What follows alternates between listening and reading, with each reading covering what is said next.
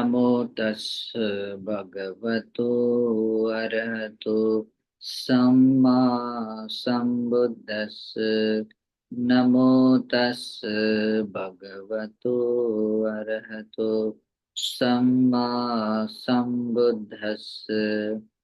नमो तस् भगवतो अरहतो सम्मा सम्बुद्धस्। श्रद्धावंत, पुण्यवंत उपासक और उपासिकाओं, हम तथागत सम्यक संबुद्ध के द्वारा उपदेश श्री सद्धर्म में से बोधिपाक्षीय धर्म जो है 37 बोधिपाक्षीय धर्म, उनके बारे में ये प्रवचन सुन रहे हैं, भगवान की देशनाएं श्रवण कर रहे हैं। पिछले कुछ धर्म देशनाओं में हमने 4 सम्यक प्रधानों के बारे में विस्तार से जानकारी देखी है। उसके बाद में हम लोगों ने 4 रुद्धिपाद के बारे में काफी जानकारी देखी है। पिछले धर्म देशना में हम लोगों ने यह रुद्धि क्या होती है ना, भगवान बुद्ध ने बताए हुए शब्दों में ही उसका विस्तार स्पष्टीकरण अर्थ देखा है। ये रुद्धि क्या होती है इसके बारे में देखा। रुद्धिपाद क्या होते हैं ये भी देखा, और रुद्धिपाद की भावना क्या होती है इसके बारे में भी देखा था। और रुद्धिपाद की भावना की ओर ले जाने वाली प्रतिभा, यानी कि रुद्धिपाद की भावना को परिपूर्ण करने वाली जो प्रतिपदा है, मार्ग है, वो कौन सा है उसके बारे में देखा था।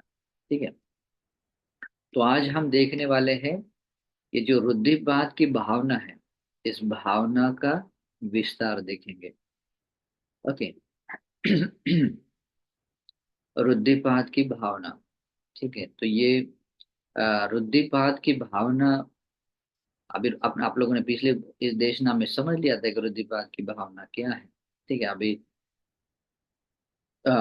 फिर से उसको दोहराने की जरूरत नहीं है, लेकिन बस इतने अभी विस्तार देखते हैं कि आखिर ये रुद्धिपाद की भावना क्या है ना, या रुद्धिपाद आखिर ये आ, किस अर्थ से भगवान बुद्ध ने बताए हैं। तो इसके बारे में आज विस्तार देखते हैं। अगर ये आपको स्पष्टीकरण समझ में आया समझो, तो आ, रुद्धि भी समझ में आएगी। रुद्धिपाद भी समझ में आएगी। यानी कि जब आप इसके विस्तार को समझोगे, यानी कि आज जो हम सीखने वाले हैं इसको अगर समझोगे तो रुद्धि को तो समझ में आएगा ही, लेकिन जिस मार्ग से ये रुद्धि पैदा मतलब मिल जाती है, प्राप्त हो जा अवबोध हो जाती है, उसको भी रुद्धिपाद को भी समझ पाओगे। रुद्धिपाद की भावना कैसे की जाती है, भावना कैसे होती है ये भी समझ पाओगे। और रुद्धिपाद की भावना की ओर ले जाने वाली प्रतिपदा है, ये भी आ, आप सही तरीके से समझ पाओगे। मतलब उसकी ओर ले जाने वाली प्रतिपदा अगर समझ में नहीं आए तो आखिर वो बात कैसे समझ में आएगी। जैसे कि अगर आ, भगवान बुद्ध ने कहा कि आर्य अष्टांगिक मार्ग है, आर्य अष्टांगिक मार्ग है जो रुद्धिपाद की भावना को परिपूर्ण करने को ले जाने वाला मार्ग है, प्रतिपदा है। तो ये प्रतिपदा ही अगर हमने नहीं समझे है और डायरेक्टली हम कोशिश करेंगे कि चलो हम भी रुद्धियों को पाने की कोशिश करेंगे, या रुद्धि हम भी कोशिश करेंगे कि रुद्धिपाद की भावना को भावित करने की, तो ऐसा नहीं होता है। रुद्धिपाद की भावना जैसे कि कोई व्यक्ति अगर मुंबई के लिए निकलने वाला आदमी है, तो मुंबई जिस दिशा में है, जिस रास्ते से मिलती है, उसी रास्ते से जाने से वो मुंबई मिल जाती है। अगर हम उस उधर पूरब की तरफ या उत्तर की तरफ जाएंगे तो वो नहीं मिलेगी, है ना। तो इसी तरह से रुद्धिपाद की भावना परिपूर्ण होने के लिए उसकी प्रतिपदा है। प्रतिपदा यानी कोई आपको मतलब स्टेप बाय स्टेप जाने के कोई रास्ते, मतलब स्टेशन से उसमें से गुजरना ही पड़ेगा। अगर वो नहीं गुजरेंगे तो वो बात नहीं होगी। ठीक है, तो इस प्रतिपदा का आरंभ इसे यही बताया गया है कि ये आर्य अष्टांगिक मार्ग ही है जो उस प्रतिपदा मतलब रुद्धिपाद की ओर ले जाने वाला आपको जो प्रतिबद्धता है वो चलने के लिए, स्टार्ट करने के लिए पहला चरण आर्य अष्टांगिक मार्ग का ही पहला चरण है, सम्यक दृष्टि।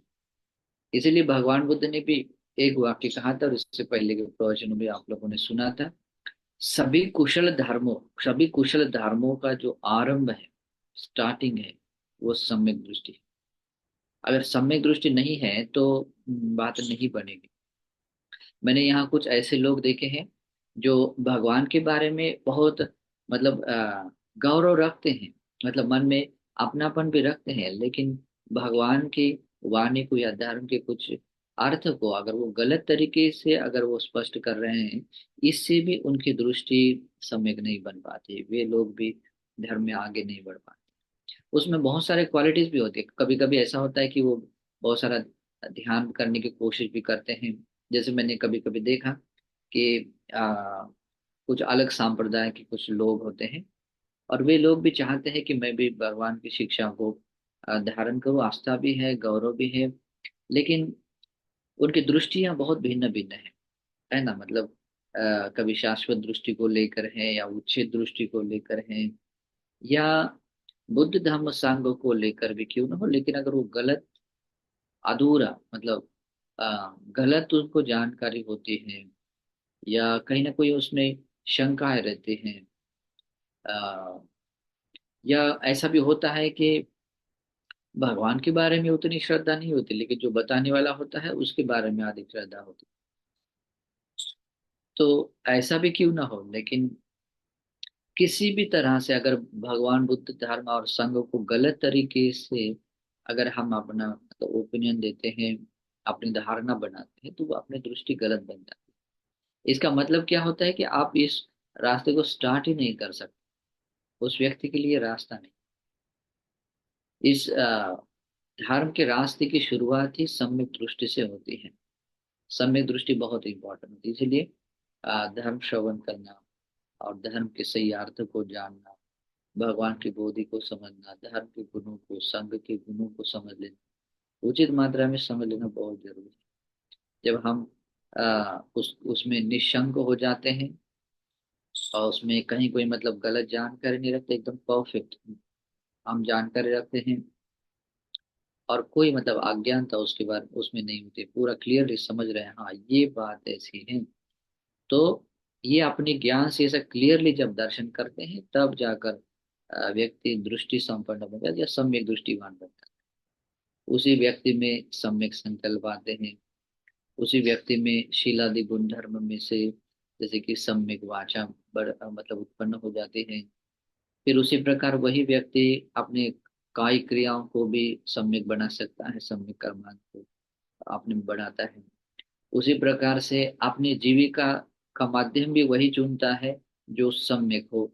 मिथ्या आजीविका में आने वाले जितने भी पक्ष है उसको छोड़ देता है, सम्यक आजीविका को अपने भीतर बढ़ाता है, और उस प्रकार सम्यक आजीविका को अपने उत्पन्न करता है।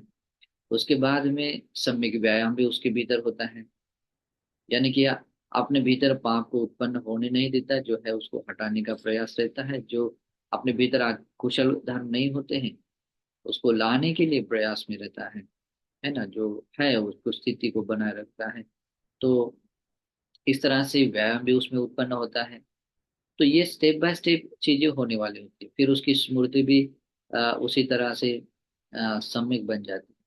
तो भगवान बुद्ध ने जो जो धर्म बताए थे, मतलब जैसे कि अभी चार उद्दीपक के बारे में ही भी क्यों ना हो, अगर जो आप लोग अभी अभी सुन रहे हैं, भी मैं मेरा अपना कुछ नहीं बताऊंगा, भगवान बुद्ध ने जिस अर्थ से जो बताया है उस अर्थ से उसी उन्हीं शब्दों से मैं आपको विस्तार बताऊंगा। तो ये जो बताए गए, ये जो धर्म उपदेश है, जो बातें हैं, उस बातों को उसी अर्थ से जब आप धारण करोगे और उसका अनुस्मरण करने की क्षमता रखोगे, है ना, मतलब जो भगवान बुद्ध ने जिस रास्ते से चलकर जो बात पाई है, उन आरंत लोगों ने जिस रास्ते से चलकर जो बात मतलब जब रुद्धिपात की भावना परिपूर्ण की है, तो इस तरह से आ, उन्होंने की हुई मतलब चीर भाषितम पे चीर कथम पे अनुसरति, मतलब उसको अनुस्मरण करने वाला हो। अनुस्मरण यानी कि अपने चित्त में उसको उत्पन्न करके यथार्थ रूप में उसके अनुसार मन स्वीकार करता है। तो इस तरह से ये सम्मा सती परिपूर्ण हो जाती है। लेकिन ये ऊपर के अंग अगर नहीं है उसमें, सम्यक व्यायाम, सम्यक आजीविका, सम्यक कर्म, सम्यक वाचा, सम्यक संकल्प, सम्यक दृष्टि, अगर ये नहीं है तो, और सम्यक दृष्टि भी तभी आती है जब आप धर्म के अर्थ को यथार्थ रूप में आप देख पाओगे, निशंक बनो। और ये तभी होता है जब आप धर्म का श्रवण करोगे, और जब धर्म श्रवण भी तभी कर पाओगे जब आप कल्याण की संगति करोगे। तो ये हर एक स्टेप अपने के ऊपर डिपेंड है। तो जब भी हमें इसको अभी परिपूर्ण भावित करना है, अपने में बढ़ाना है, तो ये ऐसे स्टेप बाय स्टेप आगे आगे बढ़ना है। ठीक है, तो इसी कारण से भगवान बुद्ध ने कहा था, ये जो रुद्धिपाद भावना गामिनी प्रतिपदा है, ये आर्य अष्टांगिक मार्ग है। ये जो अभी जो हमने कहा, इसी अर्थ से कहा। और जब इस तरह की, जब अनुस्मृति कर लेते हैं, है ना, सम्यक स्मृति आप में उत्पन्न होती है, तभी जो आप लोगों का या हम लोग जब चित्त की एकाग्रता पा लेते हैं, चित्त का समाहित होना पा लेते हैं, तो वही वही हमारा क्या होता है, अ, वही हमारे सम्यक समाधि का अंग पूरा हो जाता है, और एक समाधि संबोध बन जाता है, एक हमारे मुक्ति के जर्नी का एक अंग बन जाता है। ठीक है, तो इस तरह से जब व्यक्ति इस चित्त को समाहित बनाते हुए, चित्त को एकाग्र बनाते हुए जब अपने अपने समय बिताता है, उस धर्म अंग में स्थित रहता है, तो इस तरह से भगवान बुद्ध कहते हैं कि वो व्यक्ति, उस व्यक्ति ने उस व्यक्ति ने अभी क्या किया है, रुद्धिपात की भावना परिपूर्ण होने वाली जो प्रतिपदा है, उस प्रतिपदा के अनुसार कदम कदम वो चल रहा है ना, उसका, अगर उसके वो चल रहा है तो उस स्टेशन से गुजरते जाएगा, तो वो स्टेशन फाइनल डेस्टिनेशन जरूर मिलेगा, जहाँ उसको पहुंचना होता है वो जरूर मिलेगा। ठीक है, तो इस तरह से ये रुद्धिपाद भावना गामिनी प्रतिपदा है, जो मैंने बताया अभी। इसका रुद्धिपाद ये भी बताया था, उसके रुद्धिपाद की भावना भी बताई। तो रुद्धिपाद की भावना में मैंने कुछ इस तरह से बताया था, मतलब जो भगवान ने बताया है उसको मैंने इस तरह से आप लोगों को बताया कि छंद समाधि प्रधान संस्कार से समन्वित, अ, समन्वित रुद्धिपाद भावना, है ना, रुद्धिपाद भावना। उसके बाद में आता है वीर्य समाधि प्रधान संस्कार से समन्वित रुद्धिपाद भावना। और चित्त चित्त समाधि प्रधान संस्कार से समन्वित समन्वित रुद्धिपाद भावना। उसके बाद में आता है विमंसा विमंसा समाधि प्रधान संस्कार से समन्वित रुद्धिपाद भावना। अभी ये शब्द थोड़े से डिफिकल्ट है, लेकिन इन्हीं शब्दों को, जिस जो शब्द उपयोग में लाए हैं, उन्हीं शब्दों को वैसे ही समझे। आज का प्रवचन जब आप सुनोगे तो उसके हर एक शब्द का पूरा विस्तार आप लोगों को समझ में आएगा कि आखिर ये एक एक बात तो क्या है। अभी रुद्धिपाद की भावना परिपूर्ण करने करने की और ले जाने की प्रतिपदा को आपने जैसे समझा है। अभी रुद्धिपाद की भावना क्या है, उसकी कैसे कोई व्यक्ति उसको परिपूर्ण कर लेता है, तो उसको करने के लिए कुछ उसमें कुछ समझना जरूरी है कि आखिर ये रुद्धिपाद भावना क्या है। ठीक है, तो इसको अभी विस्तार से सुन लेते हैं। शायद आपको पिछले देशनाओं के बाद में ही आपको ग्रुप में एक विभंग सूत्र, रुद्धिपाद का विभंग सूत्र मिला होगा। अगर आपको पसंद है तो आपके स्क्रीन के सामने भी रख सकते हैं, नहीं तो साइड में रीड किया हुआ भी होगा तो साइड में रख सकते हैं। और वर्ड टू वर्ड मैं आप लोगों को अभी उसका विस्तार बताऊंगा।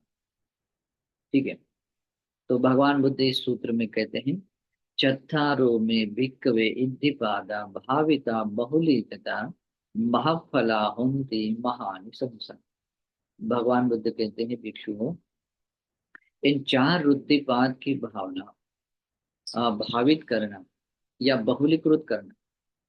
भावित करना यानी भगवान बुद्ध ने जिस अर्थ से जो बताई हुई थी, जो धर्मोपदेश बताए हैं, उसी अर्थ से जब हम उसको चित्त में उत्पन्न करते हुए जब उसका अनुस्मरण करेंगे, उसकी मनसिकार को बढ़ाते हैं, योनिसो मनसिकार करते हैं, उसको उसकी भावित करना होता है, भावना करने से। और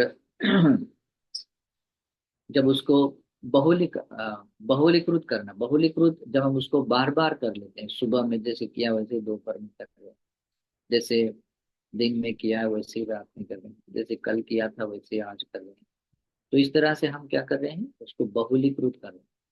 तो अगर हमने भावित और बहुलीकृत किया तो इन चार उद्दीपक की भावना हमने अगर भावित और बहुलीकृत की तो क्या बनते हैं, महाफल। महाफल मतलब फलों, फल तो बहुत सारे हैं लेकिन फलों में महाफल आता है, और विमुक्ति का फल है। उसमें या तो व्यक्ति श्रोतापन बनता है, सकदागामी, अनागामी, अरहत। बाकी भी मनुष्य लोक में मिलने वाले फल भी है, देवता लोक में मिलने वाले फल भी है। वो अलग अलग फल, वो अलग अलग है ना।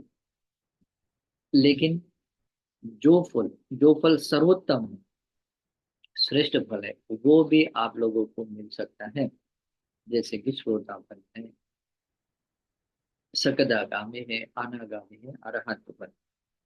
महान संसार, इसी यही एक शुभ परिणाम है, यानी महान, बहुत अच्छे परिणामों में एक अच्छा परिणाम है कि इसकी भावना आपको निर्वाण तक पहुंचाए, इसलिए उसको कहते हैं महान संसार। ठीक है, तो भगवान आगे कहते हैं कथं भाविता च भिक्खवे चत्तारो इत्थिपादा, कथं बहुलीकता महाफला हुंति महान संसार। ये प्रश्न पूछते हैं भगवान कि भिक्षुओं, कैसे इन चार रुद्धिपाद की भावना भावित करने से, कैसे इन चार रुद्धिपाद की भावना बहुलीकृत करने से महाफलदायी हो जाती है और महान शुभ परिणाम देने वाली बन जाती है।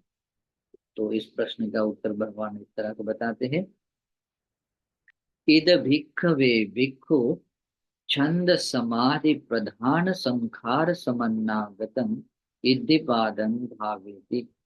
और यहाँ कोई भिक्खु छंद समाधि प्रधान संस्कार से समन्वित रुद्धिपाद की भावना भावित करता है।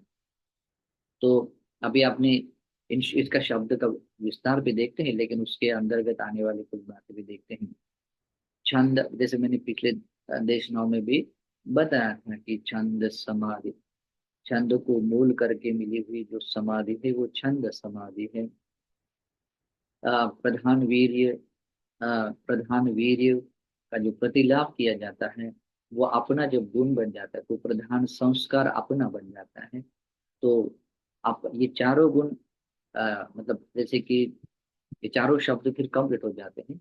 जैसे कि छंद को मूल करके मिली हुई समाधि जो प्रधान संस्कारों से समन्वित है, तो ऐसे ही हम इन गुणों से जब युक्त बन जाते हैं तो उसको कहते हैं समन्वित, जिसे युक्त हो जाए, है ना, तो इन संस्कार से युक्त हो जाए।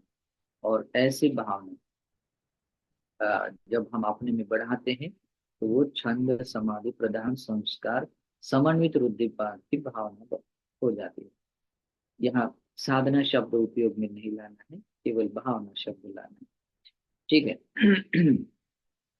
तो इस तरह की छंद समाधि प्रधान संस्कार से युक्त रुद्धिपाद की भावना भावित करता है। तो भावित करता हुआ वो किस तरह से करता है, वो हमेशा याद रखता है, उसको ठीक तरह से समझ लेता है।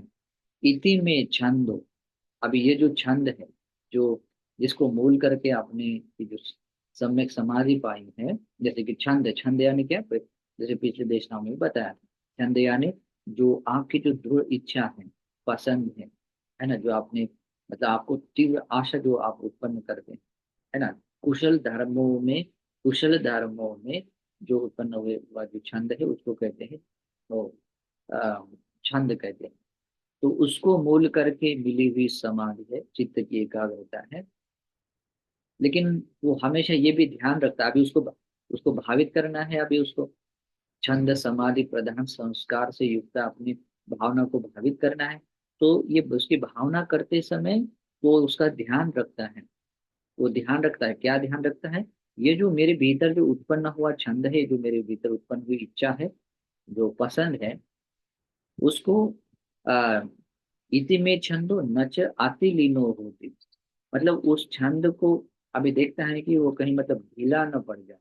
मतलब मेरे भीतर का जो इच्छा है अभी मेरे भीतर थोड़ी देर के तो लगा, लेकिन बाद में नहीं हो रहा है, तो उसको अभी छोड़ देने का मन होता है।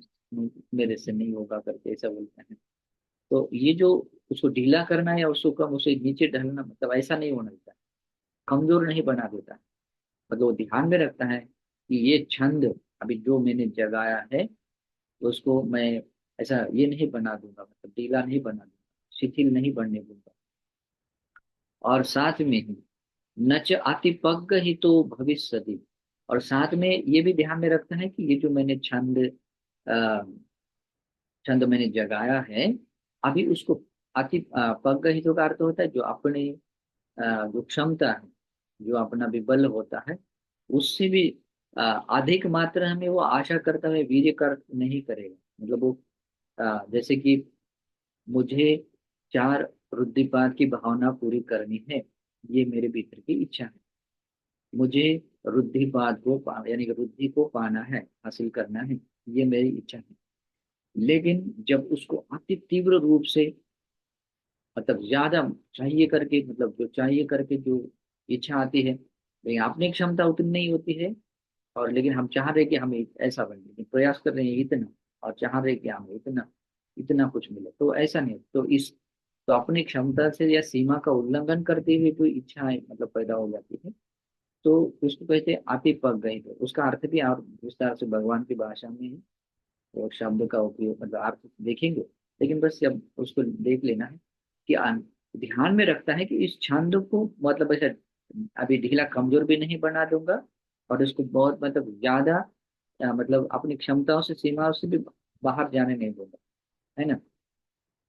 जैसे कि अपने एक एक बहन जी थे, उन्होंने एक सोन कोटि कर्ण सोन जो उन्होंने जो उनके कानों में जो कुंडली थे वो कोटि के सोने मतलब उतने मूल्य के बहुत मूल्यवान थे।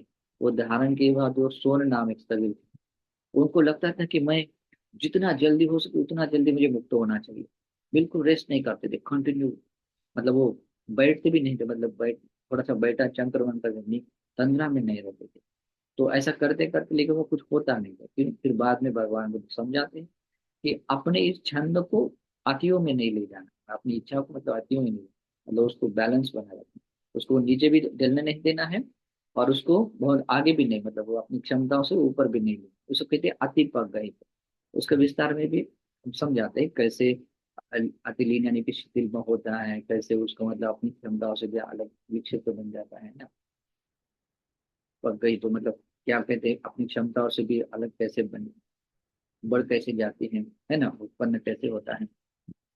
उसके बाद में आता है नच अध्यतम संखितो भविष्यति। और वो ये जो ये भी ध्यान में रखता है, ये जो अभी छंद को मूल करके मिली हुई समाधि है और प्रधान संस्कार है, तो इसको क्या कहता है अपने भीतर में उस छंद को क्या करता है, अ, संक्षिप्त संक्षिप्त मतलब अपने भीतर मतलब कुछ जो जैसे कि निवारण जैसे कुछ चीजों में ऐसा कुछ ये नहीं करता, मतलब उलझा नहीं देता है।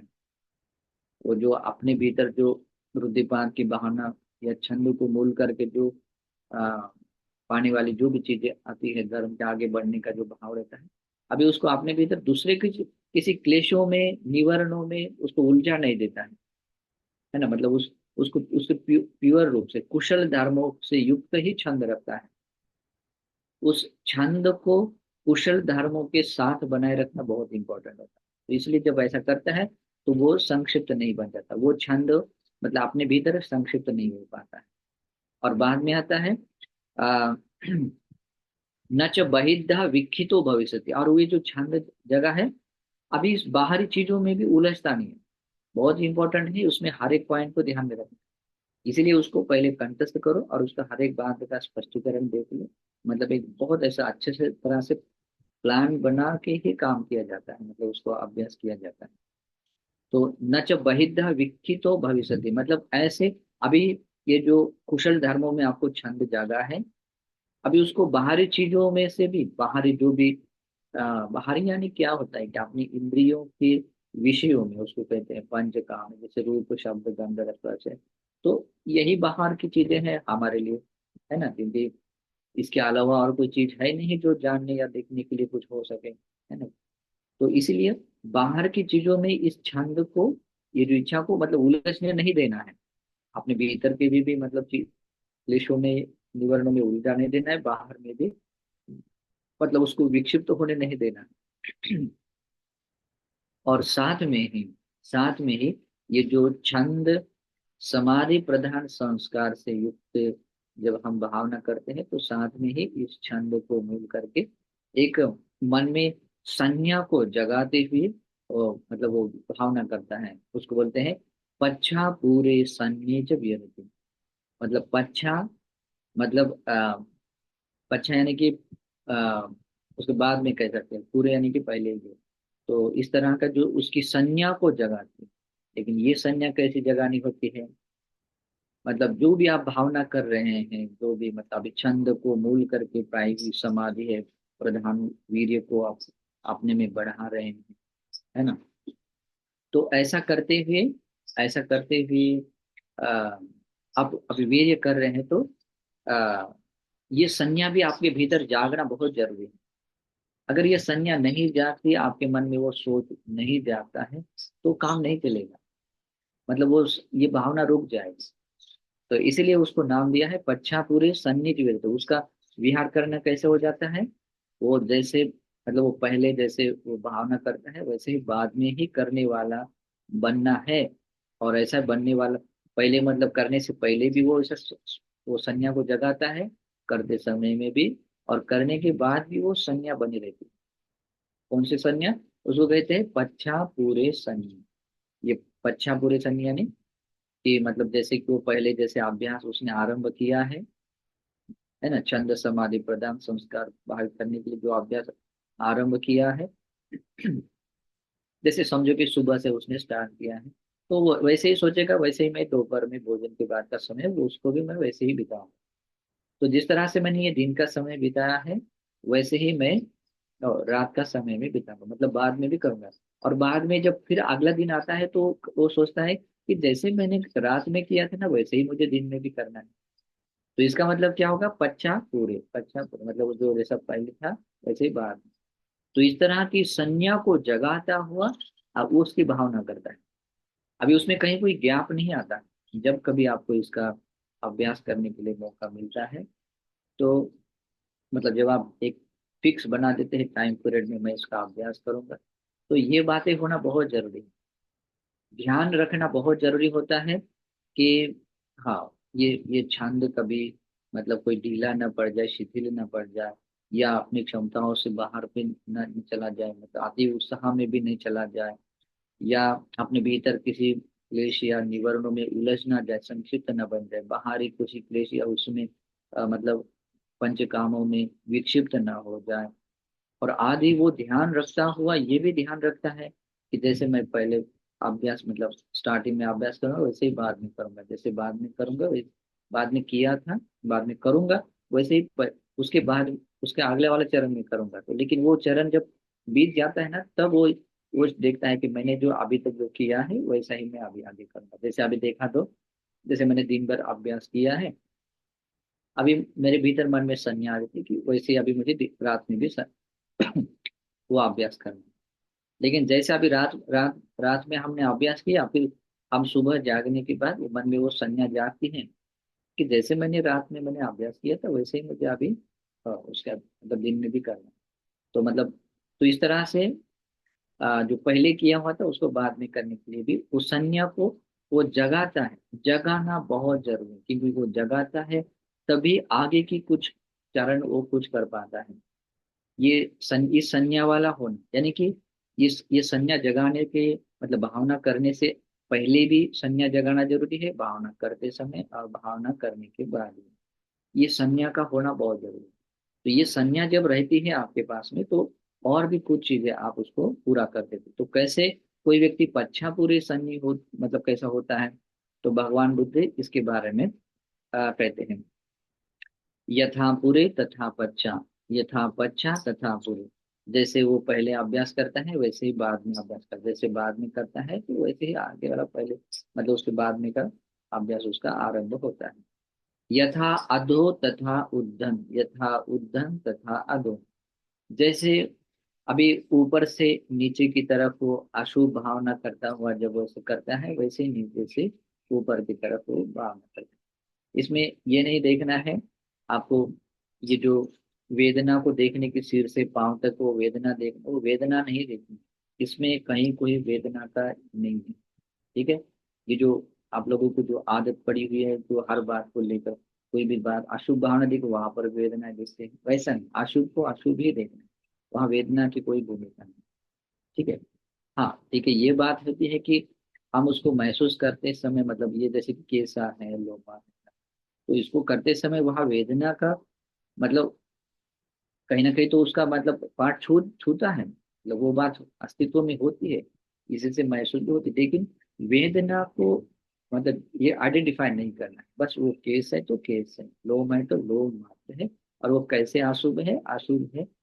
जिस अर्थ से अशुभ बताया भगवान ने, उसे अर्थ से हमें वो लेना है।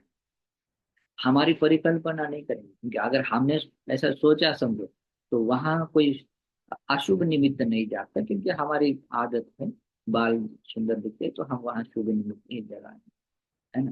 थोड़ी देर के लिए अगर किसी ने 2-4 दिन स्नान नहीं किया, थोड़ी दिन थोड़े समय के लिए उत्पन्न हो जाएगा, गंदे बाल हो जाएंगे, लेकिन जब साफ करेंगे फिर असहनिया जाग जाएंगी, है ना। वैसे ही होता है।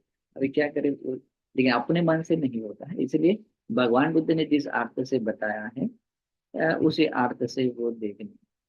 तो उसके बाद में आता है यथा अधो तथा उद्दम। जैसे अधो मतलब नीचे की तरफ, जैसे वो सिर से लेकर पैरों के तलवे तक जो 32 प्रकार की गंदगियां है, उसको देखते हुए जो नीचे जाना होता है, वैसे ही जैसे नीचे से फिर ऊपर की तरफ वो देखना होता है।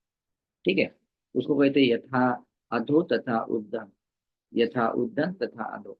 ये पच्छा पूरे संज्ञा वाले जो ये संज्ञा जब जगाते हैं ना, तभी ऐसा कर पाते हैं। तभी हम, जब ये संज्ञा बनी रहती है ना, तभी आदमी भूलता नहीं। तभी आदमी भूलता नहीं, क्या नहीं भूलता, कि मुझे जैसे सुबह में किया था वैसे दोपहर में करूंगा, जैसे दिन में किया वैसे ही रात में करूंगा, जैसे रात में किया था वैसे ही मुझे दिन में सब कुछ अभ्यास करना है। इसको भूलता नहीं, इसके लिए इसको संज्ञा जगाना है।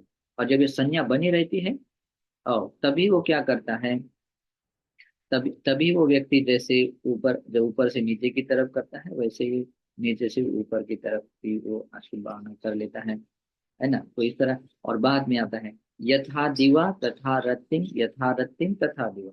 और ये पच्छा पूरे सन्नी होते समय ही उसको पूरा ध्यान में रहता है, मतलब उसको उसको ये पूरी स्मृति बनाए रखती है, सती संपजन में रहता है। कैसा रहता है कि मैंने जैसे दिन में समय बिताया था, अब भावना करते समय, वैसे ही मैं रात का समय बिताऊंगा। अब जैसे रात में समय बिताया वैसे ही दिन में करूंगा। इसी को पच्छा पूरे सन्नी, मतलब ये पच्छा पूरे सन्नी का एक गुणधर्म।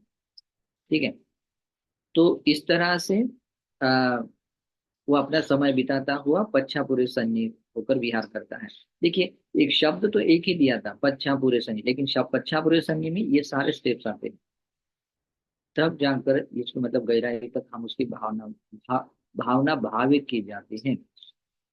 लेकिन साथ में भी अभी अभी जब इस तरह का अपना समय बिताता है समाज चित्त से, अब उसको मतलब समय बिताता है ना, छंदो बोल करके समाधि पा लेता है। लेकिन अपने प्रधान संस्कारों को हमेशा बनाए रखने के लिए और एक गुण बहुत इंपॉर्टेंट होता है, तो उसको कहते हैं अभी ऐसा अभ्यास करते हुए पर इच्छा जगाई, तो प्रयास कर रहा है, प्रयासों में निरंतरता लाई है, प्रयासों में निरंतरता लाई है। लेकिन प्रयासों में निरंतरता बनाए रखने के लिए उसको कभी भी मतलब नीचे ढलने, मतलब वो अभी नीचे नीचे अभी अपने गुणों में नीचे ढलता नहीं है। तो ऐसा करता हुआ भगवान बुद्ध क्या कहते हैं, ओ, इति विवटेन चेतसा अपरियोनध्येन सप्पभासं चित्तं भावेति। और इस तरह से इति विवटेन चेतसा, मतलब इस तरह से वैसे खुले स्वतंत्र भाव से, मतलब चेतसा यानी कि मन से, अपरियोनध्येन मतलब किसी भी तरह से अपने मन को या अपनी क्रियाओं को मतलब वो क्लेशों से प्रभावित होने नहीं देता है, मतलब एकदम परिशुद्ध भाव से रखता है। और सप्पभाषण, प्रभास युक्त चित्त, यानी प्रभास युक्त चित्त एक आलोक संज्ञा है। इसका अर्थ भी हम इसका स्पष्टीकरण देखते हुए देखेंगे कि आलोक संज्ञा को हमेशा बनाए रखता हुआ सब प्रभासम चित्तम, वो चित्त में हमेशा चित्त को मतलब बहुत ही एनर्जेटिक बनाता हुआ, अपने चित्त में फिर बिल्कुल कोई आलस या कोई ऐसा भाव उसको छू भी न ले, इसका वो पूरा ध्यान रखता रखता हुआ अपना समय बिताता है। जैसे कि सब प्रभासन चित्त का अर्थ होता है, अगर रात मतलब थोड़ी सी अगर रात का समय होता है तो तंद्रा आना जैसा या नींद आने जैसा उसका भाव आता रहता है। लेकिन अगर वो व्यक्ति अपने चित्त में हमेशा ये भाव बना रखता है कि जैसे भरे दोपहर के समय जैसा तीव्र आलोक होता है, आलोक नहीं है रात के समय, आलोक सूर्य सूरज नहीं है, लेकिन फिर भी अपने चित्त में वो आलोक संज्ञा को ऐसे बनाए रखता है कि मतलब जैसे भरे दोपहर के समय में जैसा प्रकाश था वैसे ही अभी भी है। तो ये संज्ञा को जगाता हुआ, जब वो चित्त में मतलब ये विचार सोच अपने जगाता हुआ अ, भावना करता है, तो चित्त कैसा चित्त में मतलब ऐसा तीन मित्र जैसा या वीर्य को मतलब ऐसा कम करने जैसा ये नहीं आता, मतलब एकदम ब्राइटली और बिल्कुल अपने जो भी सद्गुण उसने धारण किए तो उसको बनाए रखता हुआ वो अपना समय बिताता है। इसको कहते हैं अपरियोन्नतेन, मतलब बहुत ही परिशुद्ध, और इसमें ये रूप से बोलते हैं विवटेन, बस बिल्कुल स्वतंत्र रहता है। मतलब स्वतंत्र का अर्थ होता है कि कोई उसको मतलब किसी भी निवर्ण से उसका प्रभाव ये नहीं होता है, या किसी क्लेश उपक्लेशों से ये नहीं। और अ, प्रभास्वर मन से वो आपके चित्त मतलब जो भी भावना है रुद्धिपात की भावना, छंद समाधि प्रधान संस्कारित भावना वो भावित करता है। तो इस तरह से ये शब्दावली है, और इन शब्दावली के अनुसार वो व्यक्ति छंद समाधि प्रधान संस्कार से युक्त अ, भावना करता है ना, इसकी भावना भावना को भावित कर लेता है। तो ये जो शब्द आए थे, ये शब्दों का अभी विस्तार देखते हैं, है ना। अभी आपके पास में स्क्रीन पर या आपके पास में ये पीडीएफ होगी तो उसको देखना बहुत जरूरी है, ठीक है। और उसमें अ, अर्थ भी बताया हुआ है, अगर आपको पाली समझ में आती तो आपको और किसी को पूछने की भी जरूरत नहीं पड़ेगी, क्योंकि इतने सरल भाषा में भगवान ने उसको बता दिया। फिर भी जिनको पाली समझ में नहीं आती है उनके लिए मैं ये बताता हूँ, और लेकिन पाली समझ में न भी आए तब भी आपको ये पूरा याद और कंठस्थ करना है। तो ये जो हमने बीच बीच में जो शब्द देखे थे, जैसे कि ये जो छंद है उसको अतिलीन होने नहीं देना है, मतलब अति पग न पग ही तो भविष्य जो उसको मतलब अपनी क्षमताओं से भी मतलब अति वीर्य वाला बना ये नहीं बनाना है। अति वीर्य वाला मतलब होता है कि वीर्य तो करना ही पड़ता है, स्ट्रांग ही होना चाहिए, लेकिन जो अपनी क्षमताओं से भी जो परे चले जाता है वो है। तो इन शब्दों का अर्थ कैसे किस अर्थों में ये बात बताई गई है वो अर्थ बताते हैं, ठीक है। तो भगवान बुद्ध अभी उसका स्पष्टीकरण बताते हैं, ठीक है। ये जो हम लोगों ने देखा था कि आपने छंदों को क्या होने नहीं देता, वो ढीला होने नहीं देता है, शिथिल होने नहीं देता है ना, कमजोर होने नहीं देता है। तो यहाँ भगवान कहते हैं कतमोच भिक्खवे आतिलीनो छंद, ये आतिलीन छंद का मतलब आपके भीतर भी इच्छा कुशल धर्म की इच्छा जागी है, वो उसका आतिलीन होना क्या होता है, उसका मतलब कमजोर होना या दुर्बल होना क्या होता है। तब यहाँ भगवान बुद्ध कहते हैं यो भिक्कवे छंदो कोसज्ज सहगतो कोसज्ज संपयुक्तो अयं उच्यते भिक्कवे अतिलीनो छंदो। अभी अ, वो व्यक्ति क्या करता है, हाँ, तो ये ध्यान रखता है, ये जो कोसज्ज सहागत है, कोसज्ज मतलब क्या होता है कि आ, कोसज्ज मतलब वो तो कुछ करने का मन नहीं है, मतलब वो बहाना बनाता है या कुछ कुछ भी हो, लेकिन ऐसा करने के लिए भाव नहीं देता है कि मुझे कुछ धर्म का अभ्यास करना है, शील का पालन करना है, मुझे और मेहनत करनी है, जैसे दिन में है वैसे भी रात दिन रात मेहनत करनी है, ये भाव नहीं रहता है। बल्कि कभी कभी ये भी सोचता है अभी तो मुझे भूख लगी है, खाना खाने के बाद में कर लूंगा, ठीक है। तो फिर वो खाना खा लेता है, बाद में बोलता है कि मैंने अभी तो खाना खाया है तो बाद में कर लूंगा, है ना। तो बाद में हाँ, कभी कभी थोड़ा थोड़ा मतलब कोई बीमार पड़ जाता है तो सोचता है कि अभी मैं बीमार पड़ा हूँ तो मैं बाद में कर लूँ, या बीमार से उठ जाता है, बाहर आ जाता है तो सोचता है कि अभी अभी बीमार से बाहर आ गए हो, बाद में कर लूंगा, है ना।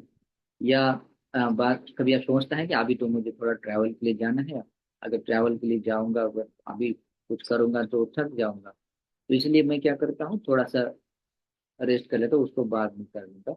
और इसलिए वो अ, तब नहीं करता। और जब वो ट्रैवल के लिए निकलता है और ट्रैवल करने के बाद सोचता है कि अभी अभी तो ट्रैवल करके आया हूँ, अभी मैं बाद में करूंगा, है ना। कभी कभी आ, भिक्षा के लिए जाता है और भिक्षा के लिए जाने के बाद खाना नहीं मिलता है, और सोचता है कि मैं तो गया लेकिन खाना नहीं मिला, तो बाद में कर लूंगा, ठीक है। तो इस तरह से या और भी ऐसे बहाने बनाता है, तो इसको कहते हैं कोसज्ज। मतलब जो कोसज्ज का, कोसज्ज का मतलब होता है जो आपको कुछ न करने का भाव जा रहा है। तो इस जो छंद है ना, तो वो ध्यान में रखता है कि इस छंद को मतलब ऐसा होने नहीं देगा। कोसज्ज के साथ में उसमें इसमें शब्द दिया देखो, कोसज्ज सहगतो कोसज्ज संपयुक्तो, ये दो शब्द हैं। मतलब अपने इस छंद के साथ जो आपके भीतर कुशल धर्मों में आपकी जो इच्छा जागे है, और जो आपके उसके साथ में जो आप मतलब अपनी समाधि का अभ्यास भी कर रहे हैं, अभी उसको मतलब उसको उसके भावित करते समय में उसके साथ में मतलब ये बहाना नहीं बनाते हैं छोड़ने का, है ना। मतलब आपको ये धर्म का अभ्यास करने के लिए अभी बहाना नहीं बना रहे हैं, कोई ऐसा सोच, ऐसी भी इच्छा नहीं जगा रहे जिससे कि ये छंद ऐसा नीचे ढल जाए। ठीक है, अभी मैंने बहुत सुबह से लेकर अभी तक 1 घंटा ध्यान किया, अभी थोड़ा सा पैर पसार कर थोड़ा सा लेट जाता हूँ, है ना। अभी 2 घंटे तो मैंने कंटिन्यू सुबह से लेकर भोजन के समय तक काम किया, अभी मैं थोड़ा सा लेट जाता हूँ या कुछ काम कर लेता हूँ, सो जाता हूँ। मतलब ऐसे अपने इस छंद को जो कुशल धर्म छंद जागा था, इसको ऐसा नीचे ढलने नहीं देता, मतलब ऐसा बनाए रखने देता, मतलब उसको ऐसे नीचे ढलने नहीं देता उसके। मतलब ये अगर कोसज्य भाव अगर जुड़ गया समझो, कोसज्य भाव यानी कि जो वीर्य करने का वीर्य करने में, वीर्य को छोड़ने का जो एक एक बहाना बनाने का भाव उसके साथ में जुड़ गया, उस छंद को जुड़ गया, तो वो छंद क्या हो गया, तो वो छंद अतिलीन हो गया, वो भावना पूरी नहीं कर पाता है, तो छंद को अतिलीन होने नहीं देना। और ये जो छंद जागा है, तो इस छंद को संप्रयुक्त, संप्रयुक्त का मतलब होता है टोटली मतलब कोशज्य से घिरा हुआ नहीं रखना है। अगर उस पूरे मतलब हर एक एंगल से ये छंद जागा हुआ है, मतलब एक बहाना बन गया है, एक ये भी एक महीने दूर करने ठीक है मुझे, उसको कोई बात नहीं, लेकिन दूसरा बहाना, तीसरा बहाना, मतलब बहुत सारे ऐसे कारण देख देख कर उस छंद को अगर हम उसका दुर्बल बनाते हैं, तो इसको क्या कहते हैं, ये छंद क्या हो रहा है, तो अतिलीन हो रहा है। संप्रयुक्त का मतलब सहगत का अर्थ होता है उसके साथ में रहना, और संप्रयुक्त पूरा उसमें गिर जाना, तो उसे, और ऐसा जब वो छंद रहता है तो वो छंद क्या हो जाता है, तो अतिलीन होता है, दुर्बल होता है। तो हमें हमें हमारे छंद को कैसे होने नहीं देना है, और कोसज्ज के साथ में नहीं होने देना है।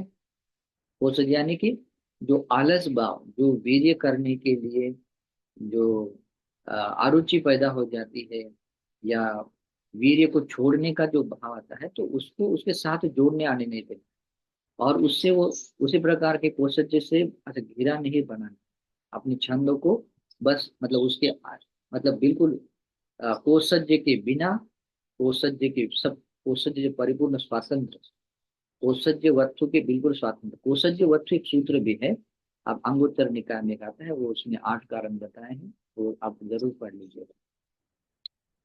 8वें निपात में आता है, और अगर दूसरी जगह देखना है तो दसूत्तर सूत्र संगिनी सूत्र में भी आते हैं, ठीक है। तो ये भी है, तो वहां पर भी देख सकते हैं। तो अ, अपने इस छंद को अ, अतिलीन होने नहीं देना है, लेकिन अतिलीन कैसे होता है, कोशज्य के, कोशज्य भाव अगर, आलस भाव अगर उसके साथ में जुड़ जाता है, वीर्य करने का जो इच्छा न होने का भाव जुड़ जाता है, तो उसके साथ में होता है, और उसे घिरना भी नहीं।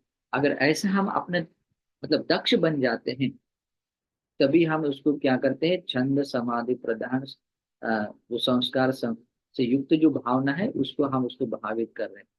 तो भावित करते समय में अपने इस छंद को मतलब ऐसे नीचे आते लीन होने नहीं देना, है ना। और दो शब्दों का अर्थ भी देना है, उसके साथ में जुड़ने नहीं देना है, और उसी को सज्ज वस्तु से घिरा हुआ नहीं रखना, उसको बिल्कुल साथ में दूसरे रखना। तो ऐसा रखते हुए हम क्या कर रहे हैं, अपने छंदों को अतिलीन होने नहीं दे रहे, ऐसा स्ट्रांगली ऐसे बनाए रख रहे हैं। ठीक है, तो उसका ये अर्थ होता है। ठीक है। भगवान बुद्ध कहते हैं अयम उच्यते भिक्खु अतिलीनो छंदो, ये अतिलीन छंद है। अब ये पाली शब्द है ना, इसको एज इट इज वैसे का वैसे ही समझ लीजिए। मुझे मेरे छंदों को अतिलीन होने नहीं देना है। अभी उसको किस अर्थ से बताया उसको अभी अपनी भाषा में समझ लेना, हाँ इस अर्थ की बात, ऐसा वो छंद अतिलीन नहीं। बाद में आता है कतमोच भिक्खवे अति पग्ग हितो छंद। अब ये जो छंद जागा है, छंद समाधि प्रदान संस्कार से युक्त हमें जो भावना है उसकी उसको भावित करना है। तो ये जो उसके साथ जागा हुआ जो छंद है, उस छंद को अति पग्ग हितो, यानी कि अति उत्साह वाला नहीं बनाना, अति उत्साहित नहीं बनना। तो कैसे होता है, भगवान इसकी शब्दावली में मतलब विस्तार बताते हैं। यो भिक्खवे छंदो उद्धच्च सहगतो उद्धच्च संपयुक्तो। और जब इस छंद को, अभी जो छंद आपको, जिस छंद के साथ में आपको समाधि मिली है, जिस कुशल धर्म में इच्छा जगाते हुए जो आपको समाधि मिल रही है, क्योंकि ये छंद रुद्धिपात भावना की भावना मतलब भावना को भावित करने की एबिलिटी क्यों आई पता है, क्योंकि आप लोगों ने ऑलरेडी आर्य अष्टांगी मार्ग को एक एक अंग को अपने में बढ़ाते बढ़ाते भावित करते करते अपनी वो क्षमता लाई है। ठीक है, तो इस कारण से ये जो छंद जो बना हुआ है, अभी इस कुशल धर्मों में, आर्य अष्टांग मार्ग ही कुशल धर्म, तो कुशल धर्मों में ये जो छंद जागा था, तो इस छंद को क्या करना है, ओ अभी अति उत्साह में मतलब पक्ष में भी नहीं ले जाना है। तो इसमें दो शब्द बताए हैं। ये जो छंद, जब छंद उद्धच सहगत और उद्धच संप्रयुक्त, ये दो शब्द है। उद्धच का अर्थ क्या होता है, उद्धच यानी चित्त की उद्विग्नता, मतलब जैसे कि आपको चाहिए चाहिए चाहिए करके जो उससे उद्विग्न हो जाता है ना। जो चाहिए करके साधारण एक भाव अलग होता है, लेकिन उसको लेकर जब अति उत्साहित होते नहीं, अभी का अभी चाहिए, अभी का अभी, तो ये अति उत्साहित जब हो जाता है ना, तो छंद तो वही है लेकिन उसको ज्यादा बढ़ा। तो ये छंद तो जगाया, लेकिन उसके साथ में चित्त की उद्विग्नता भी चित्त की उद्विग्नता भी है, तो वो छंद कैसा बनेगा, वो अति पगहित छंद बनेगा। अगर हमने मतलब ये एक कारण मतलब अपने इस छंद को अति उत्साह वाला बनाने के लिए एक कारण नहीं, अभी बहुत सारे कारण बन रहे हैं, मतलब उसको पूरा घिरा हुआ है बहुत सारे कारण उसके पीछे। तो ऐसा छंद क्या बनेगा, तो उद्धच चित्त की उद्विग्नता वाले अनेक कारण हैं, उन कारणों से भी अगर वो छंद गिर गिर जाता है तो उसको कहते हैं संप्रयुक्त, है ना। मतलब अभी उसके बीच में है वो, उससे भरा भरा हुआ है, संप्रयुक्त मतलब उससे भरा हुआ है, मतलब उससे युक्त संपन्न। तो ऐसा बनने नहीं देना है। किसे, उद्धच चित्त की उद्विग्नता के साथ में उस छंद को अपने में नहीं रखना है। वो उस छंद को चित्त की उद्विग्नता के साथ में उसको रखना नहीं है, उस छंद को उस चित्त की उद्विग्नता के से घिरा हुआ नहीं रखना है ना। जब ऐसा होने नहीं दूंगा, ये ध्यान रखना, इसके बारे में स्मृति बनाए रखना है। इसलिए भगवान बुद्ध कहते हैं कि जब वो भावना करता है तो आ, मतलब ये पूरा का पूरा मतलब ये सती और संप्रजान सती और संप्रजान्य को अपने में बढ़ाता हुआ ये सोचता है कि मेरा ये छंद कभी ऐसा ना हो जाए, अति लीन न हो जाए, अति प्रगहित न हो जाए, है ना। यानी कि कोसज्य सहागत न बन, या उद्धच्य सहागत न बन, ये ध्यान रखता है और वैसा प्रयास करता है। ठीक है।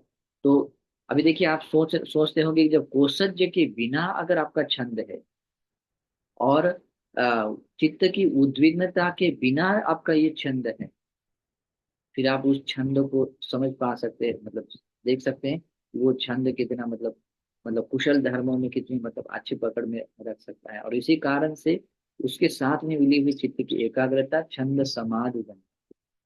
लेकिन बाद में आता है तो भगवान इसी को कहते हैं अयं उच्चति विक्रय आति पग गई तो छंद, इसको आति पग गई तो छंद कहते हैं।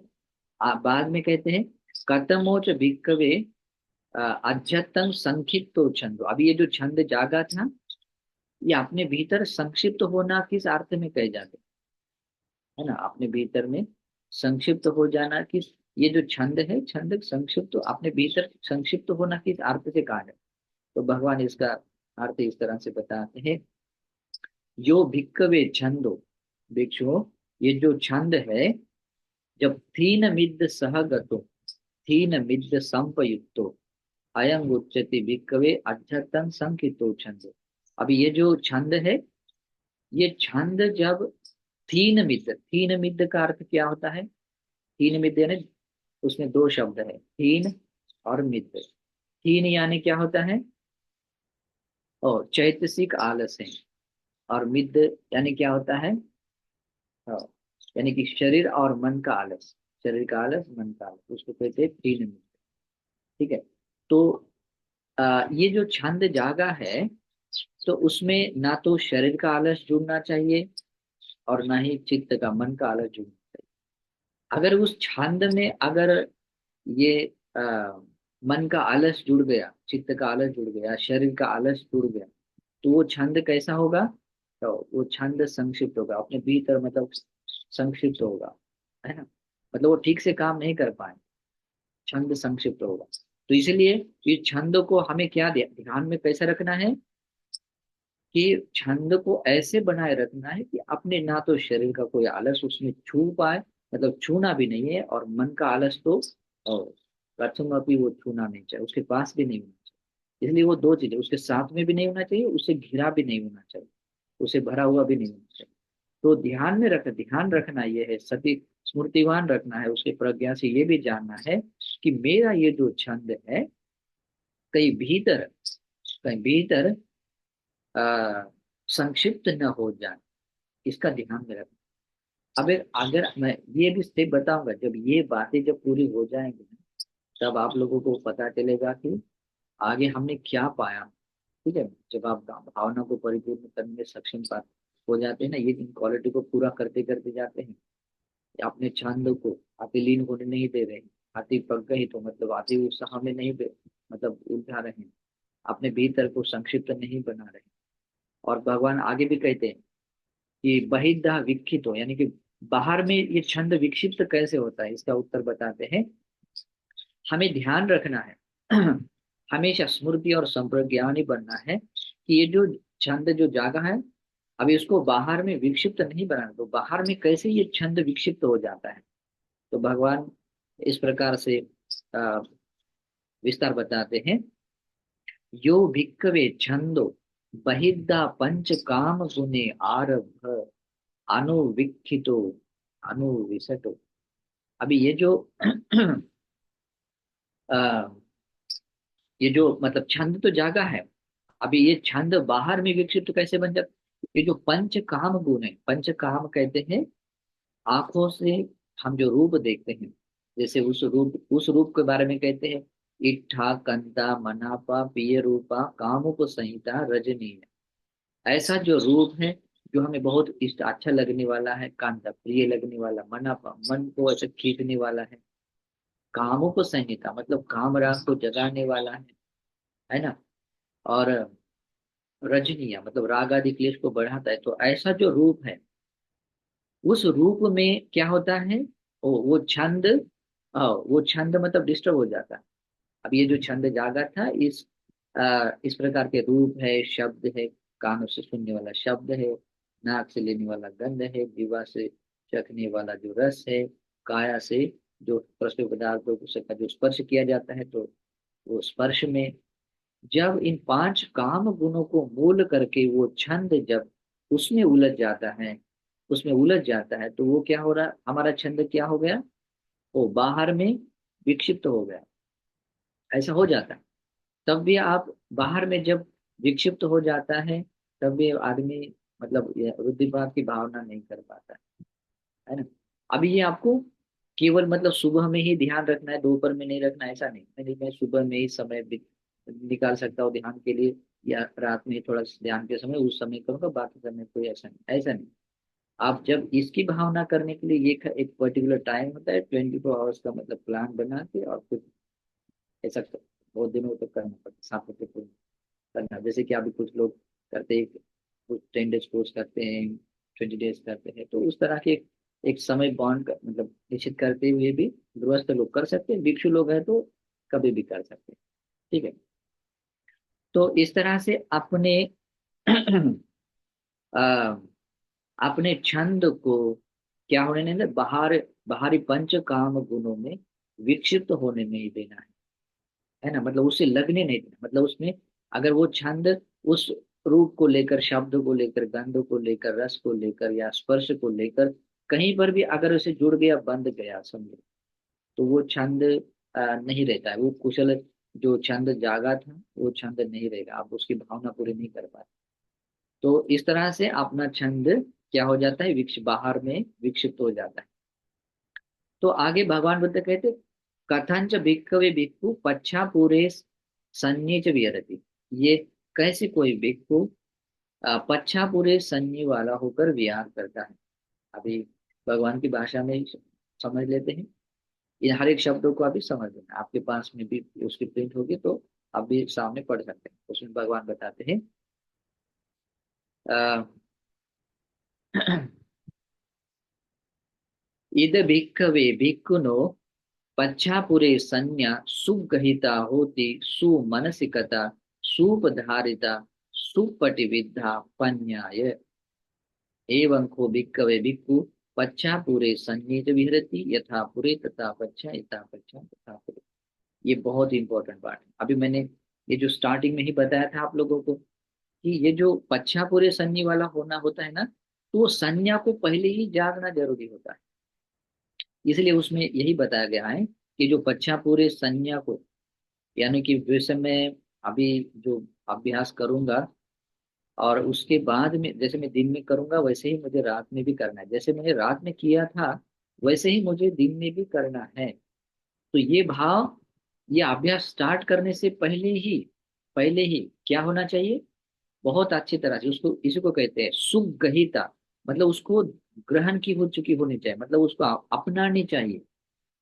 ठीक है, मतलब बहुत अच्छी तरह से ग्रहण की हुई है। सुमनसिकता, बहुत अच्छी तरह से मन में उत्पन्न कर लेना। अगर ये मन में नहीं उत्पन्न किया कि आज ठीक है मैं अभी थोड़ी देर किया ना, बाद में तो बाद में, ऐसा नहीं हो पाएगा। आपको पहले से स्टार्ट करना, मतलब बहुत अच्छी तरह से उसको अपने ग्रहण का, सुगहिता का अर्थ दूसरा एक मैं ले लेता हूँ, बताता हूँ कि आपको सबसे पहले कि इस रुद्धिपात की भावना को होल रूप से पूरा समझ लेना है कि आखिर ये रुद्धिपात की भावना क्या है। जब ये समझ में आती है कि ये ऐसी की जाती है, और जब ये समझ में आता है ना, तब आपको खुद को ही समझ में आ गया ये अगर भावना ऐसी है तो मुझे ऐसे ही करनी पड़ेगी। तो जब आप उसको जिस दिन से आप स्टार्ट करना शुरू करोगे, मतलब स्टार्ट करोगे, तो उससे पहले ही मन में ये संज्ञा जगाओगे कि मुझे इसकी भावना ऐसी करनी है। तो ये जो आपने ग्रहण कर लिया ना बहुत अच्छी तरह से, इसी को तो कहते हैं सुगहिता। अगर आपको इसके बारे में ज्ञान नहीं है, और आपने ठीक है आपने ज्ञान नहीं है, और आपने सोच लिया कि जैसे मैं दिन में वही सब कर लूंगा, तो आपने ग्रहण अच्छे से ग्रहण नहीं किया। ठीक है, मतलब अभी आप सोचोगे कि ठीक है, मैं बंटे जी ने बताया भी था कि ये ऐसी संज्ञा को जगाना है, लेकिन आपको उसका ज्ञान नहीं आ रहा है। ये आखिर रुद्रपात की भावना क्या है इसके बारे में आपने कुछ समझा नहीं है। जो भी आप कर्मस्थान का अभ्यास कर रहे हैं, सती पट्ठान है, उस कुछ समझा नहीं है ना। आजकल बहुत सारे लोग है ना सती पट्ठान करते हैं, लेकिन सती पट्ठान समझते नहीं, खाली सिर से लेकर पैरों तक वेदना ही करते हैं, लेकिन वैसा नहीं होता है।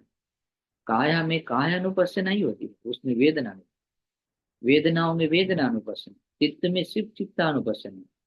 तो ऐसे मतलब उलझ जाते हैं लोग। ठीक है, तो अगर उसको समझ नहीं लिया तो आप ग्रहण कैसे करेंगे, है ना। तो होल जो कर्म स्थान है, अभ्यास करने का पार्ट है, उसको क्या कर लेना है, समझ लेना है। और उस तरह की जो जब संज्ञा जगाते हैं आरंभ में, और वो अभ्यास करते समय में भी वो संज्ञा है, और भावना उसकी पूरी होने के, जैसे दिन में परिपूर्ण भावना कर ली और करने के बाद भी वो संज्ञा फिर से मतलब वो जगी हुई है।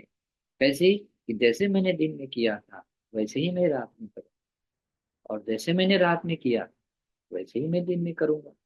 तो ये जो संज्ञा को धारण करना होता है ना, इसमें सूक्ष्मता है।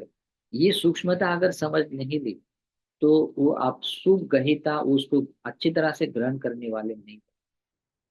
सुपधारिता मतलब सुमनसिकता, मतलब बहुत अच्छी तरह से मनसिकता, मनसिकार को मतलब इस तरह से जगाना, मतलब जगाए नहीं जा सकती। अगर इसकी विधि पता नहीं है तो आप किस तरह से करने के लिए सोच सकते हैं?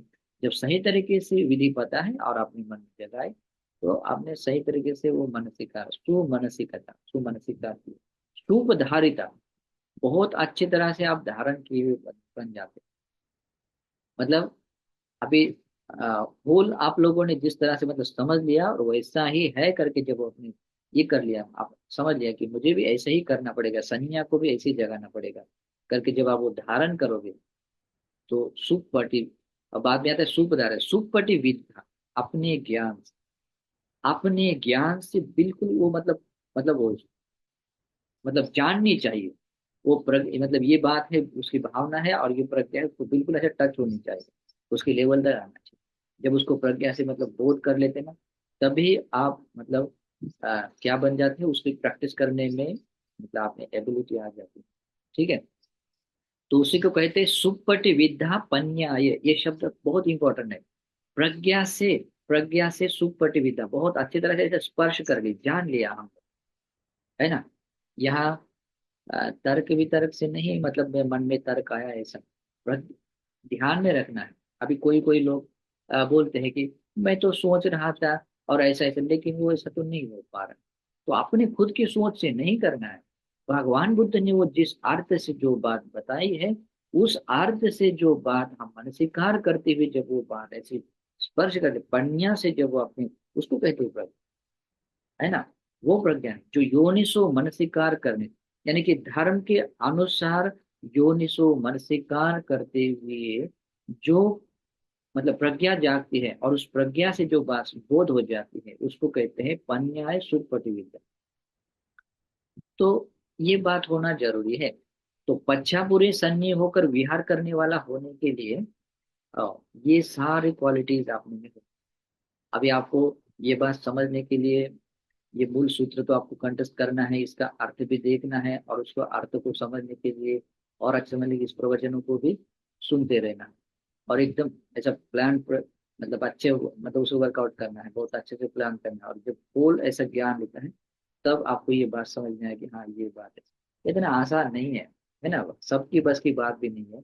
भगवान, भगवान का धर्म इसलिए भी भगवान कहते हैं बहुत गंभीर है। ऐसा उतले पुतला ऐसा मतलब ऊपर ऊपर से हाँ भी देख लिया समझ लिया जान लिया, ऐसा नहीं है। उसकी डेप्थ बहुत, मतलब वहां तक उतनी गहराई तो कैसी बात छूनी चाहिए। ठीक है। तो आने के लिए गहराई, आने के लिए गहराई तक पहुंचने के लिए इन स्टेप से गुजरना पड़ता है ना। तो इस तरह से अपने आप को पच्छा पूरे सन्नी होने के लिए क्या करना पड़ेगा? ये जो उस पच्छा पूरे संज्ञा को बहुत अच्छी तरह से ग्रहण करने वाला होना चाहिए। सुमानसिकता बहुत अच्छी तरह से मन में आ, मन में मतलब बहुत अच्छी तरह से उसको मानसिकार में ली हुई होनी चाहिए सुमानसिकता। उसके बाद में सुपधार बहुत अच्छी तरह से धारण की होनी चाहिए। और प्रज्ञा के साथ में मतलब उसको बोध भी होना जरूरी है, जानना भी जरूरी है। ओके। जब ऐसी आप ऐसी बात को जब आप देखोगे तब जाकर भगवान बुद्ध कहते एवं को भिक्खवे भिक्खु पच्छापुरे सन्निधिर, ऐसा कोई व्यक्ति पच्छापुरे सन्नि वाला होकर विहार कर सकता है, दूसरा नहीं।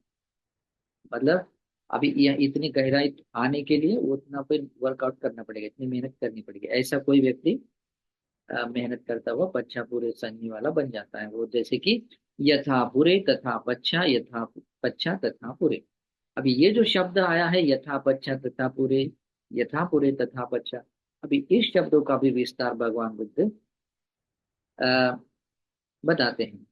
अभी एक एक करके उसका ये भी बताते हैं कि कैसे कथंच भिक्खवे, यथा अधो तथा उद्धम, यथा उद्धम तथा अधो विहरति।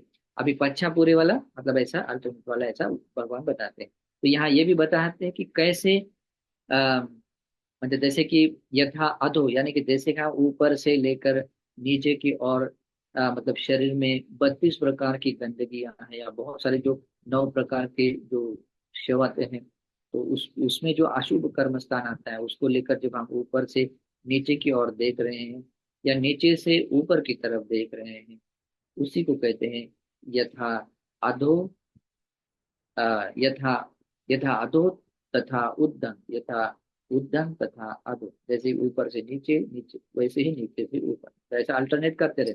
मतलब एक बार कर लिया मतलब छोड़ना नहीं, जैसे ऊपर से नीचे की तरफ कर लिया और नीचे से ऊपर की तरफ, तो ये हो गया। मतलब यहाँ से स्टॉप नहीं, फिर जैसे ऊपर की तरफ किया था तो वैसे ही अभी नीचे की तरफ भी कर। तो ऐसा होता है, इसको बोलते हैं वीर्य, मतलब निरंतरता बनाए रखना। ठीक है।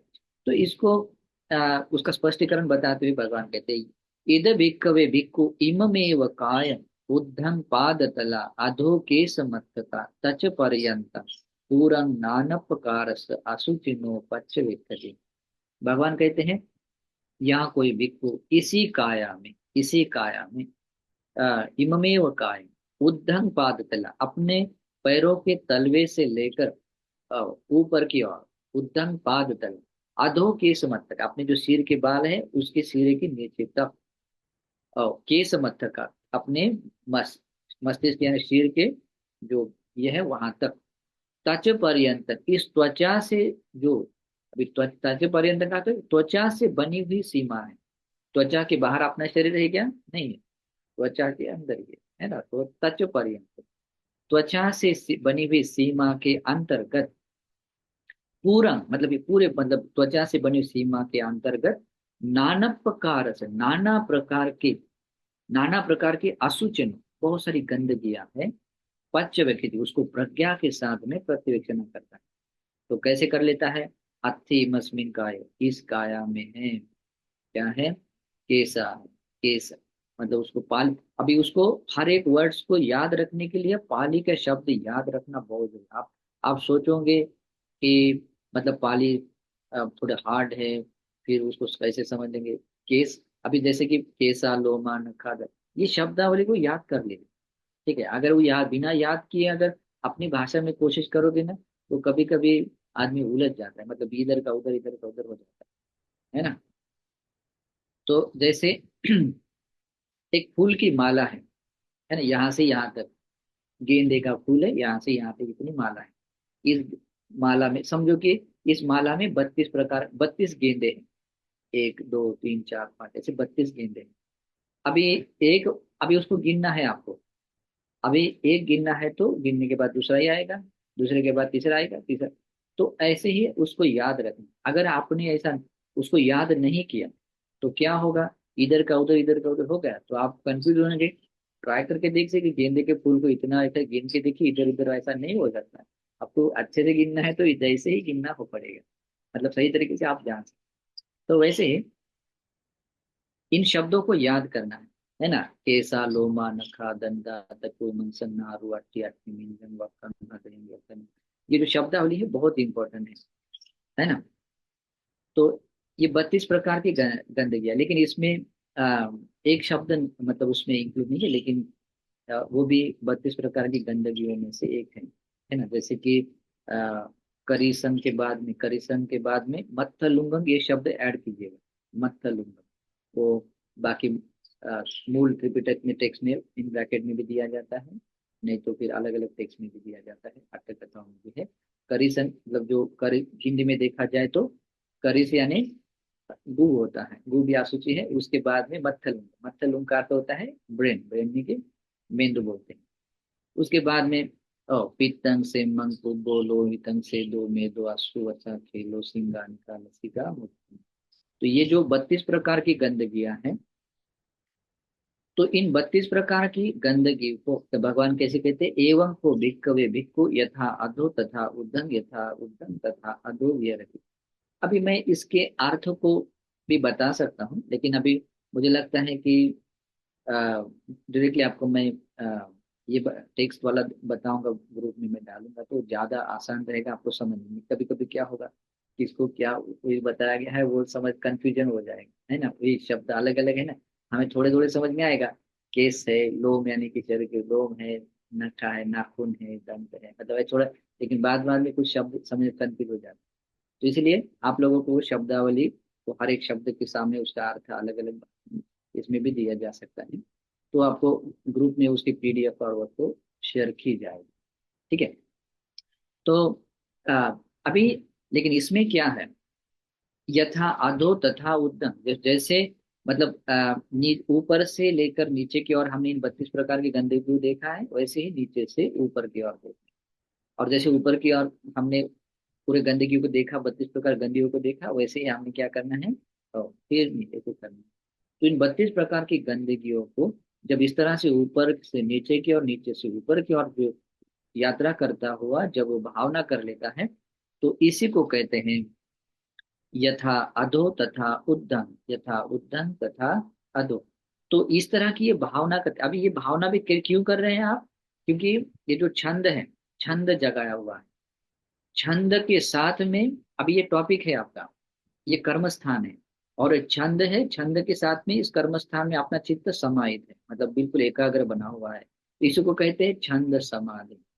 और आपने क्या किया, आपने इस छंद को, आपने इस छंद को क्या नहीं होने दिया, अतिलीन होने नहीं दिया, औषधि के साथ में अतिलीन होने नहीं दिया। अति पग ही तो उद्धच सहगत, आपने उसको बढ़ने बता, अति उत्साह में नहीं मतलब विलीन होने नहीं दिया। अपने भीतर संक्षिप्त होने नहीं दिया, बाहर में विक्षिप्त होने नहीं दिया, है ना। तो इस तरह से आपने चित्त को सब प्रभास और मतलब एकदम खुले स्वतंत्र रूप से, मतलब आलोक संज्ञा के साथ में, मतलब बहुत अच्छी तरह से आपने इसका अभ्यास कर रहे हैं, मतलब क्या है, आपने प्रधान संस्कारों को भी आप बनाए रखते हैं। तो ये आपकी प्रैक्टिस में जब आप मतलब ऐसे गुजरोगे तो ये समाधि, छंद समाधि प्रधान संस्कार भी, मतलब ये भावना भी परिपूर्ण हो जाए। तो इस तरह से ये अंग भी पूरा हो जाएगा, यथा अधो तथा उत्तम, यथा उत्तम तथा अधो, ऐसा भी करना है। बाद में ऐसा आता है कथंच भिक्ख, अभी ये आपको तो समझ में आया। बाकी बाद में आता है कथंच भिक्खवे भिक्खु यथा दिवा तथा रतिम, यथा रतिम तथा दिवा विरति। कैसे कोई भिक्खु जैसे दिन में है वैसे ही रात में, जैसे रात में वैसे ही दिन में ही मतलब भावना करते हुए विहार करता है, इसको बारे भगवान कहते हैं इद भिक्खवे भिक्खु ये ही आकारे ही, ये ही लिंगे ही, ये ही निमित्त ही, अ, ये निमित्त ही दिवा छंद समाधि प्रधान संखार समन्नागत इद्दीपादन भावेति सो ते ही आकारे, ते ही लिंगे, ते ही निमित्ते रत्तिं छंद समाधि प्रधान संखार समन्नागत इद्दीपादन भावे।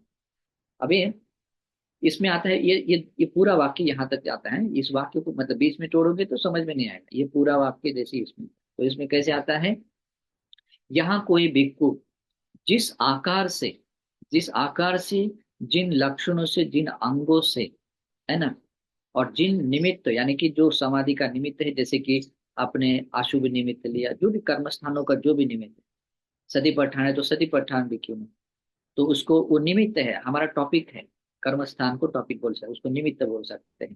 तो वो निमित्तों के साथ जिन आकार से, जिन लक्षण या अंगों से, जिन निमित्तों को कर्म स्थानों को लेकर दिन में हमने जैसे विहार किया, दिन में कैसे विहार किया, छंद समाधि प्रधान संस्कार से समन्वित होकर में हमने भावना भावित की, वैसे ही, वैसे ही आ, उसी आकार से, उसी लक्षण और अंगों से, उसी उसी कर्म स्थान के अनुसार, उसी निमित्त के अनुसार, और वही छंद समाधि प्रधान संस्कार से समन्वित भावना रात में भी करनी। इस तरह से जैसे दिन में की होती है वैसे ही रात, उसमें अगर वो निमित्त अगर चेंज हो गया, वो उसके जो लक्षण है, उसके अंग अगर चेंज हो गए, वो जो आकार है, जिस आकार से, जिस टाइप से, जिस क्रम से जो बताया, वो क्रम अगर चेंज किया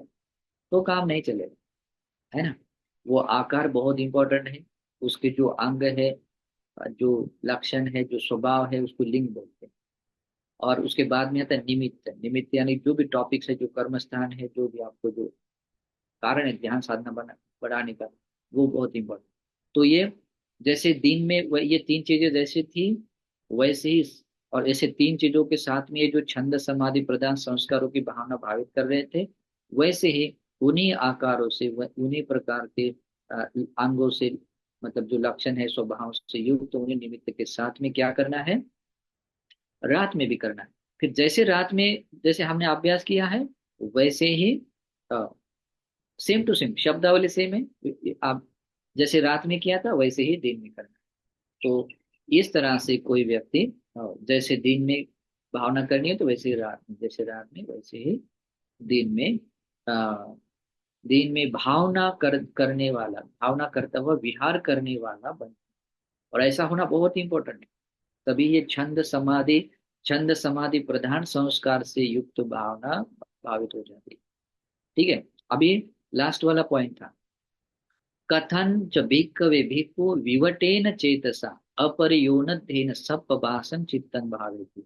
और कैसे कोई भिक्खु जो विवटेन मतलब जो बिल्कुल खुला स्वतंत्र मतलब चित्त से, बहुत निर्मल चित्त से, मतलब किसी भी क्लेश या उपक्लेश से अलग होकर, सप्पभाषण बिल्कुल निवर्णों से रहित, बिल्कुल ब्राइट वाला बनकर, आलोक संज्ञा के साथ में चित्त को अपने में बढ़ाता हुआ उसकी भावना कैसे करने वाला होता है। ये शब्दावली लंबी चौड़ी है लेकिन उसको पूरा याद है।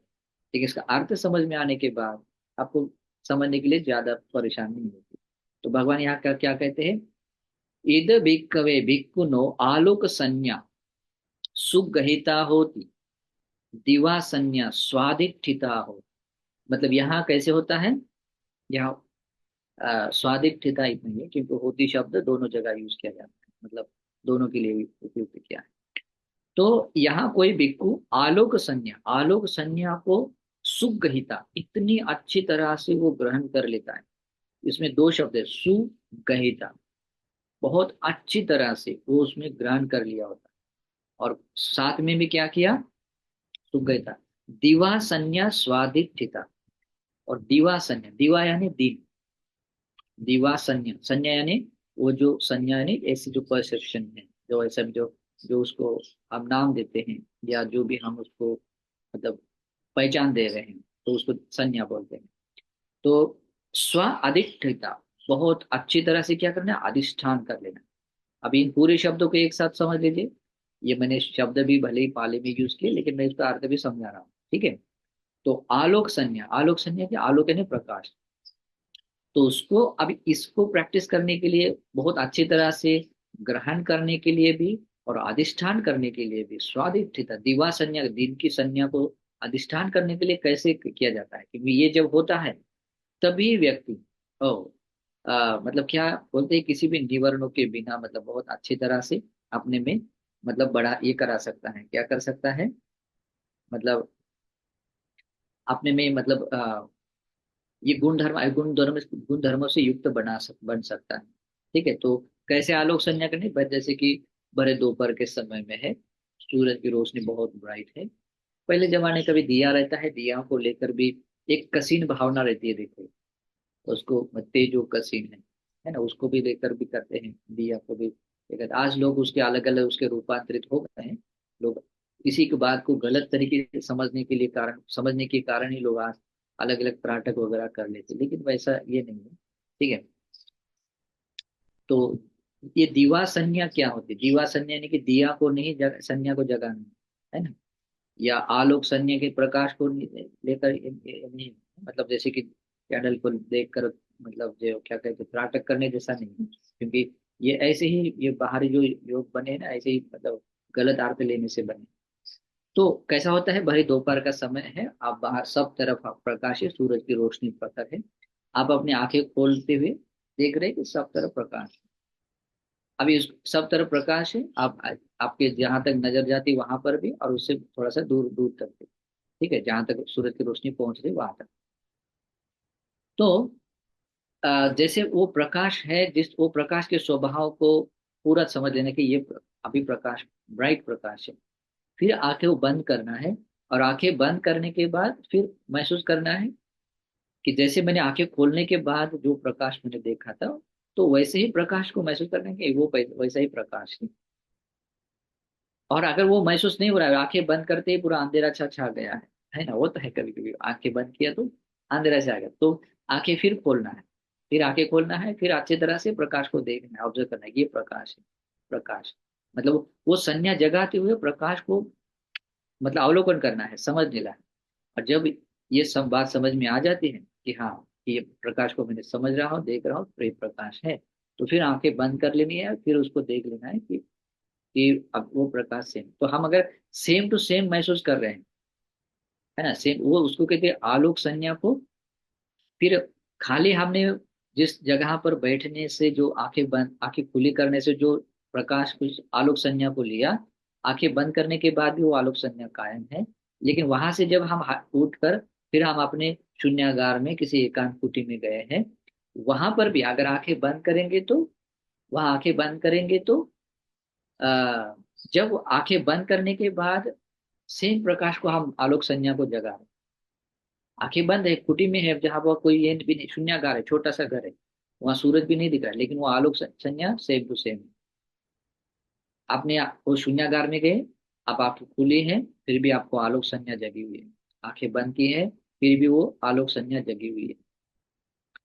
दिन के समय में तो कभी मतलब, तो ऐसा करना है, अभी समझो रात का समय है, रात का समय है, और रात के समय में सूरज नहीं होता है, लेकिन उस समय में भी अभी क्या है, दीवा संज्ञा स्वादिष्टिता, अभी ये यहाँ पर आता है।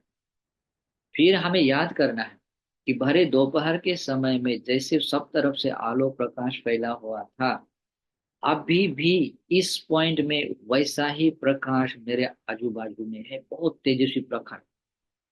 अभी इसको इसको क्या करना है, अधिष्ठान करना है। अभी आपको ऐसा ये नहीं कर देखना है कि अभी सब तरफ अंधेरा है, मैं कैसे, वो खुद ऐसा अधिष्ठान, आंखें बंद है, और अधिष्ठान करना है, बहुत अच्छी तरह से दृढ़ता के साथ धारण करना है कि हाँ, जैसे भरे दोपहर के समय में जैसा आलोक था, वैसे ही अभी भी मेरे आजू बाजू में आलोक है। जब ये उसको अधिष्ठान करोगे तो ये दो चीजें कंप्लीट हो जाएगी, कौन सी, एक, आलोक संज्ञा को बहुत अच्छी तरह से ग्रहण किए जाओगे, सुग्रहिता बन जाओगे, और दीवा संज्ञा को बहुत अच्छी तरह से अधिष्ठान कर पाओगे।